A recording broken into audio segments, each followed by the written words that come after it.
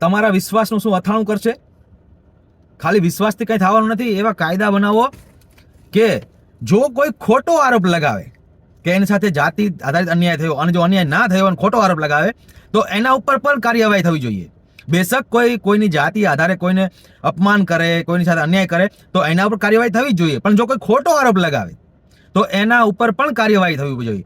અને જેમ બીજા સમાજોના જાતિ આધારિત કંઈ કહો કે કોઈના વિશે શબ્દ કહો તો પણ તમે જો કાર્યવાહી થતી હોય તો સવર્ણના જાતિ આધારિત કોઈ કંઈ કહે, જેમ કે યુનિવર્સિટીમાં દેખાય જ છે, કેટલા વિડીયો ખબર છે ને, બ્રાહ્મણો માટે બોલાતું જ હોય છે, કેટલા સ્લોગન આપણે સંભળાય જ છે.